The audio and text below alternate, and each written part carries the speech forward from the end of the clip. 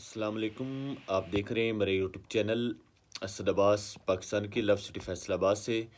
تو دوستو, جیسے آپ کو پتہ ہے کہ روزانہ کی بنیاد پر ہم آپ کو نئی سٹوری, نئے ولاگ کے ساتھ آپ کے سامنے حاضر خدمت ہوتے ہیں. تو دوستو, آج اس سے پہلے جو ولاگ میں آپ کو بتایا تھا نعت کی تعریف, نعت کا بیک گراؤنڈ اور نعت کہنے کا طریقہ. تو دوستو, آج انشاءاللہ ہم آپ کو نعت سنائیں گے اور اس کے ساتھ اضافہ کیا ہے حمد باری تعالیٰ کا. اللہ کے ذکر سے, اللہ کا پاک اور مقدس نام لے کر اس ولاگ کا آغاز کر رہے ہیں. تو سب سے پہلے تو دوستو, آپ کو پتہ ہے کہ سب سے پہلے انسان کو اچھی نیتیں کر لینی چاہیے تاکہ آپ کو بھی ثواب ملے گا اور مجھے بھی ثواب ملے گا. تو ہمیشہ بھی جیسے آپ کو خیال ہے کہ کوشش یہ ہونی چاہیے کہ جب بھی بندہ کوئی بھی آغاز کرے تو اس سے پہلے اللہ کا نام لے لیا جائے تو اس میں برکت ہو جاتی ہے. یعنی کہ وہ کام جو ہے وہ انسان کا آسانی سے ہو جاتا ہے. اور جو بھی کام شروع کرنے سے پہلے بسم اللہ الرحمن الرحیم پڑھ لینی چاہیے, اور اس میں اللہ کے نام سے شروع, جو بہت برکتیں اور رحم کرنے والا ہے, رحیم و کریم ہے. تو دوستو, آج انشاءاللہ ہم آغاز حمد باری تعالیٰ سے کریں گے اور آپ کو ایک خوبصورت نعت بھی سنائیں گے. تو دوستو, سب سے پہلے آپ سے گزارش ہے کہ آپ نے میرے یوٹیوب چینل کو لائک کرنا ہے, فالو کرنا ہے اور شیئر بھی کر دینا ہے تاکہ آپ کو ہر آنے والی نئی ویڈیو مل سکیں. تو دوستو, سب سے پہلے آپ اچھی نیتیں کر لیں اور نعت سنیں گے اور نعت کہیں گے اور نعت کہنے والوں میں شامل ہو جائیں گے. اس ٹاپک پہ یہ آج کا ولاگ میں بنا رہا ہوں. نعت سنیں گے, نعت سنائیں گے اور نعت کہنے والوں میں شامل ہو جائیں گے. اس سے فائدہ کیا ہوگا کہ ہماری دنیا بھی سنور جائے گی اور آخرت بھی سنور جائے گی. آپ حمد باری تعالیٰ سنیں گے اور آپ کو بالکل سکون آ جائے گا, لذت آ جائے گی. اور جیسے ہے الا بذکر اللہ تطمئن القلوب, بے شک اللہ کے ذکر میں دلوں کا سکون اور اطمینان ہے. تو دوستو, حمد باری تعالیٰ ہے کہ عرش فرشتہ مالک تو ہیں. بہت ہی سادہ سا جملہ ہے, سادہ کلام ہے, سادہ حمد باری تعالیٰ ہے جو بہت ہی پیارے شاعر ہیں, نذیر صاحب ہیں, انہوں نے لکھا ہے. اور آپ کو میں سنا رہا ہوں کہ عرش فرشتہ مالک تو ہیں, ہر ایک شے دا خالق تو ہیں, رکھا کل مخلوقاں دائیں, پالن ہار تے رازق تو ہیں, تیری ذات نو سب وڈیائیاں, تیری ذات نو سب وڈیائیاں, ہر سجدے دے لائق تو ہیں. تیری ذات نو سب وڈیائیاں, ہر سجدے دے لائق تو ہیں. ازل ابد تے قبضہ تیرا, ازل ابد تے قبضہ تیرا. بہت سارے اس میں اچھی گفتگو ہے. یوں ہی سمجھ لیں کہ ایک جو جملہ ہے وہ ایک مکمل خطاب ہے. تو میں دوبارہ آغاز سے رپیٹ کر دیتا ہوں کہ عرش فرشتہ مالک تو ہیں, ہر ایک شے دا خالق تو ہیں, رکھا کل مخلوقاں دائیں, پالن ہار تے رازق تو ہیں. تیری ذات نو سب وڈیائیاں, ہر سجدے دے لائق تو ہیں. بے شک قادر مطلق تو ہیں, زندگی موت تے عزت ذلت دیون والا بس ایک تو ہیں. بے شک قادر مطلق تو ہیں, زندگی موت تے عزت ذلت دیون والا بس ایک تو ہیں. رازاں بھریا ہر کم تیرا. بہت خوبصورت حمد آ گئی. اللہ پاک مجھے بھی اس پر عمل کرنے کی توفیق عطا فرما اور اس کی تشریح بھی کرنے کی توفیق عطا فرمائے.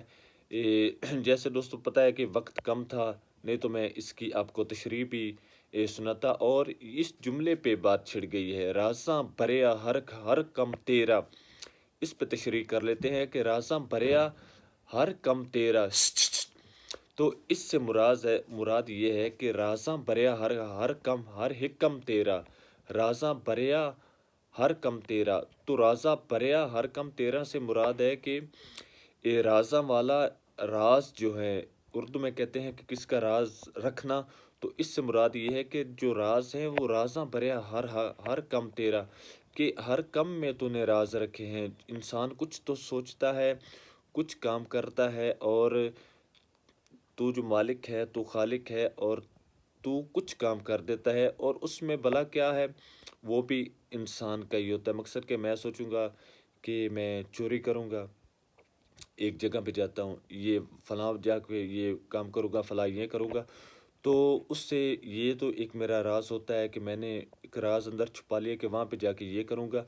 لیکن جو مالک کے راز ہوتے ہیں اس بندے کے، ہو سکتا ہے وہاں پہ جا کے مجھے میرے دل میں رحم آ جائے اور میں توبہ طیب ہو جاؤں اور رب کی بارگاہ میں سجدے میں پڑ جاؤں۔ تو اس لیے شاعر نے کہا کہ رازاں بریا ہر کم تیرا، ہر حکمت وچ صادق تو ہے، ہر حکمت وچ صادق تو ہے، کہ جو تیری حکمت ہے وہی سچی ثابت ہوتی ہے، اور اس پر انسان اگر سوچے تو انسان خود بھی خوش ہو جاتا ہے۔ رازاں بریا ہر کم تیرا، ہر حکمت وچ صادق تو ہے، یعنی کہ جو بھی میرے مالک کی حکمت ہوتی ہے اس میں ہی میرا مالک کریم صادق ہوتا ہے۔ اور اینڈ پہ جو شاعر ہے وہ لکھتا ہے کہ یہ جو مقطع ہوتا ہے، آپ کو پتہ ہے کلام کے اینڈ پہ مقطع ہوتا ہے، اور مقطع میں شاعر جو ہے وہ اپنا ذکر بہت خوبصورت انداز میں کرتا ہے۔ تو شاعر کہتا ہے کہ طالب ڈھیر نظیر اسدا، طالب ڈھیر نظیر اسدا، یعنی کہ طالب مانگنے والے کو کہتے ہیں، ڈھیر بہت زیادہ، نظیر یہ شاعر ہے اسدا، یعنی کہ طالب ڈھیر نظیر اسدا، طالب بہت اس سے مانگنے والا ہے، یعنی کہ نظیر جو ہے اس کا طالب ہے، اس سے مانگنے والا ہے، جس محبوب دا عاشق تو ہے، یعنی کہ اے محبوب دا عاشق تو ہے، محبوب دا عاشق تو، یہ پنجابی میں کلام ہے، اور محبوب دا عاشق تو ہے، اس سے مراد ہے کہ میں اس مالک سے مانگتا ہوں، اس مالک سے اس محبوب کا صدقہ مانگتا ہوں جس کا خود مالک بھی عاشق ہے۔ واہ کیا بات ہے، ماشاءاللہ، یہ کلام آپ نے سماعت فرما لیا تو اس میں یقین مانے کہ ایمان تازہ ہو گیا۔ جس طالب ڈھیر نظیر اسدا، جس محبوب دا عاشق تو ہے، یعنی کہ میں اس کا بہت شکر گزار ہوں، یعنی کہ اس پہ مقطع پہ اینڈ پہ شاعر نے آ کے ذکر کیا ہے کہ طالب ڈھیر نظیر اسدا، طالب ڈھیر نظیر اسدا، جس محبوب دا عاشق تو ہے، کہ اے مالک میں تیرے محبوب کا بہت شکر گزار ہوں، اس سے بہت مانگتا ہوں، اس سے مانگتا ہوں کہ جس کا عاشق تو ہے، کسی دنیا دار سے نہیں مانگتا، کسی وزیر مشیر سے نہیں مانگتا، بلکہ میں تو اس سے مانگتا ہوں کہ جس کا عاشق بھی تو خود ہے۔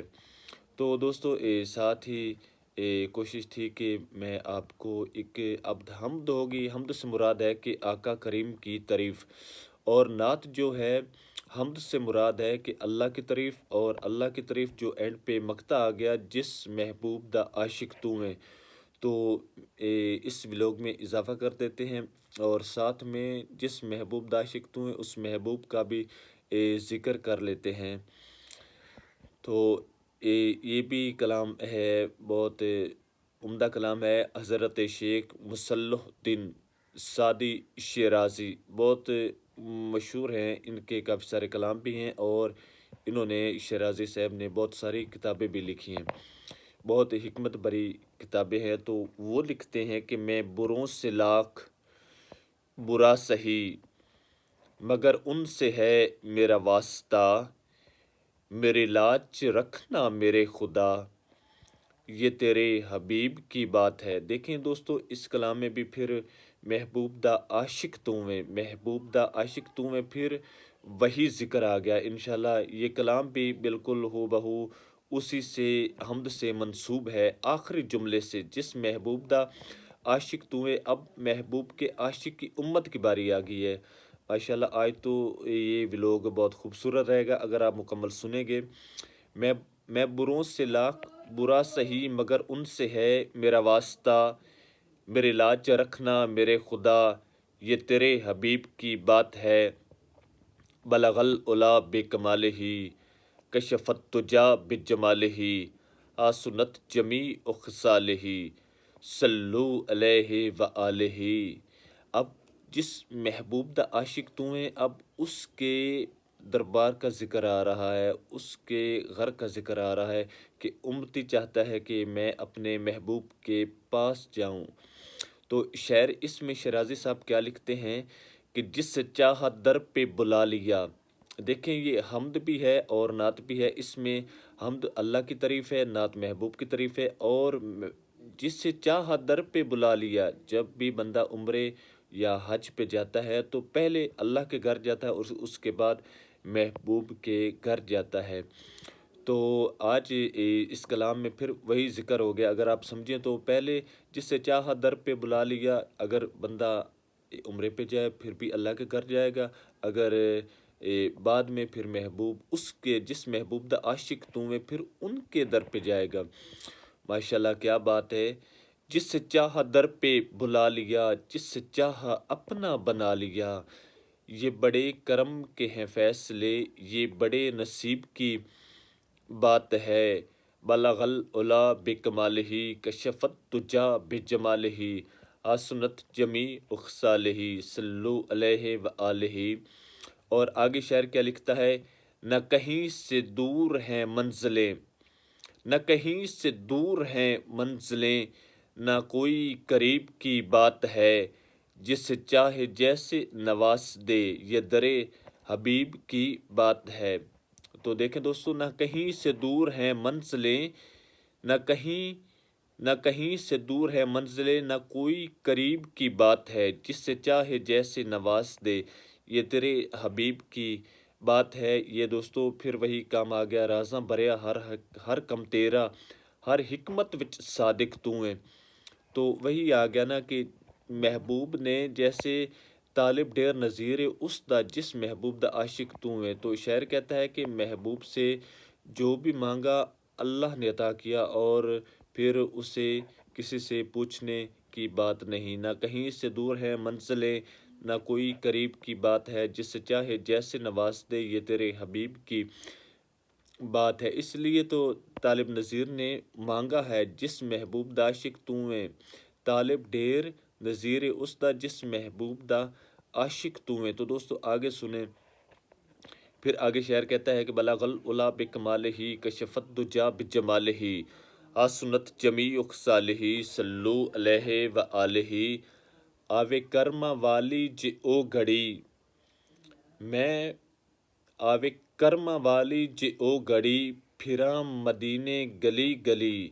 आवे कर्मा वाली जे ओ गली, फिरा मैं मदीने गली गली। तो दोस्तों ये देखें, मैं फिरा मैं मदीने गली गली। अगर वो नसीब वाली घड़ी आ जाए, वो नसीब वाला महीना आ जाए, वो नसीब वाला साल आ जाए, वो नसीब वाले लम्हे आ जाएं, वो नसीब वाला दिन आ जाए कि वो कर्मा वाली घड़ी, यानी कि कर्मा वाला टाइम होगा, नसीब वाला टाइम होगा, मुक़द्दस टाइम होगा, वो इंसान की ज़िंदगी के लिए बहुत आला उम्दा और सुच्चा टाइम होगा। जिसमें शायर कहता है, आवे कर्मा वाली च ओ घड़ी, फिरा मैं मदीने गली गली। कदी साडी भी होवे हाज़री, कोई साडे लई भी दुआ करे। कदी साडी भी होवे हाज़री, कोई साडे लई भी दुआ करे। तो दोस्तों इसमें शायर ने कहा है कि हज़रत शेख मुसल्लुद्दीन सादी शिराजी वो कह रहा है कि आवे कर्मा वाली ओ घड़ी, फिरा मैं मदीने गली गली। कदी साडी भी होवे हाज़री, कोई साडे लई भी दुआ आ करे। तो दोस्तों ये आपको मैंने बाद में शेराज़ी साहब का जो खूबसूरत कलाम सुनाया, जिसमें पहले इससे पहले वाले व्लॉग में मैंने ज़िक्र किया था कि इमाम शेराज़ी साहब लिखते हैं कि उस वक़्त तक बंदा अल्लाह का ज़िक्र नहीं कर सकता जब तक बंदे की अल्लाह की बारगाह में महबूब के ज़िक्र के लिए कबूलियत ना हो जाए। तो दोस्तों आज का व्लॉग मैंने आपको हम्द भी सुना दी, और यकीनन मुझे भी नेकियां मिली होगी, और हम्द के बाद नात शरीफ भी सुना दी। और एक हम्द में तो मक्ते का ज़िक्र यूँ आया, यूँ मकता था कि तालिब ढेर नज़ीर उस्ताद जिस महबूब दा आशिक तू है। यानी कि तालिब ढेर नज़ीर उस्ताद, तालिब ढेर नज़ीर उस्ता जिस महबूब दा आशिक तू है कि तालिब उसका बहुत एहसान मंद है कि जिस महबूब दा आशिक तू है। तो ये इश्क की बात आ गई पहले हमद में और मक्ते में, तो फिर बाद में एंड पे भी दुआ कर दे, क्योंकि ये मुहिब और महबूब की बात है, अल्लाह और अल्लाह के महबूब की बात है। तो एक कलाम में मक्ते पे आ गया कि ए मालिक मैं तेरे महबूब का बहुत शुक्रगुजार हूँ। तो दूसरा जो मैंने आपको शिराजी साहब का जो है वो एक कलाम सुनाया है, तो उसमें जो शायर है वो कहता है कि आवे कर्मा वाली च ओ घड़ी, मैं फिरा मदीने गली गली, कदी साडी भी होवे हाज़री, कोई साडे लई भी दुआ करे। तो दोस्तों आज का जो व्लॉग है वो यकीनन मैं सोचता हूँ कि ये कामयाब व्लॉग है। ये सुनने वालों के लिए भी मुकद्दर की बात है कि वो भी सुनेंगे, और जब एंड पे सुनेंगे कि शायर ने कहा है कि मेरा मालिक मेरी ज़िंदगी में भी एक घड़ी ऐसी भेज, ए मालिक ये तमन्ना है। ये जो शायर है शिराजी साहब ये तमन्ना कर रहे हैं, ये वो अपने दिल की हुक आपको सुना रहे हैं। वो हुक क्या सुना रहे हैं कि कदी आवे कदी ओ कर्मा वाली घड़ी, यानी कि ए मालिक हमारी ज़िंदगी में ये, मैं अगर तसव्वुर इसका करूँ तो मैं तो यूँ कहूँगा कि ये तहज्जुद के वक़्त एक मुहिब ने अपने महबूब से कुछ मांगा है, तो मुहिब ने कैसे तड़प के मांगा होगा, अपने मालिक से कैसे अर्ज़ की होगी, अपने मालिक से कैसे अर्ज़ गुज़ार हुआ होगा कि मालिक मैं भी तड़प रहा हूँ, मैं दिन भी सजदे करता हूँ, रात भी सजदे करता हूँ, आपकी हम्द करता हूँ, आपकी इबादत करता हूँ। और अब मेरी जो चाहत है वो ये है कि आप मुझे आप तौफीक दें कि मैं आपके महबूब के दर पे आके, आपके महबूब के रोज़ा अक़दस पे आके भी मुझे ये हाज़िरी का शर्फ़ हो, वहाँ आके आका पे दरूद पढ़ूँ, वहाँ पे आके आका की तारीफ़ करूँ। जिस महबूब का ज़िक्र करता हूँ उस महबूब का रोज़ा देखना भी नसीब हो जाए। माशाल्लाह इसमें जो कलाम में मैंने आपको हम्द भी सुना दी, उसमें भी जो कमाल के अल्फाज से यकीनन दिल में घर पैदा कर गए और ईमान भी ताज़ा हो गया। तो इसमें तो शायर ने अखीर कर दी। ये कलाम शायद सुनने वाले के मुकद्दर में था या मेरे सुनाने वाले के मुकद्दर में था कि आवे कर्मा वाली च ओ घड़ी, फिरा मैं मदीने गली गली, कदी साडी भी होवे हाज़री, कोई साडे लई भी दुआ करे। तो दोस्तों मेरी आपसे गुजारिश है कि जो भी दोस्त सुने आगे शेयर भी कर दे, लाइक भी कर दे, फॉलो भी कर दे, और बेल आइकन के बटन के ऊपर भी क्लिक कर दें ताकि आपको हर आने वाली नई वीडियो मिल सकें। तो दोस्तों आज का व्लॉग इतना ही, इंशाल्लाह अब कल वाले व्लॉग में मिलेंगे। बहुत शुक्रिया।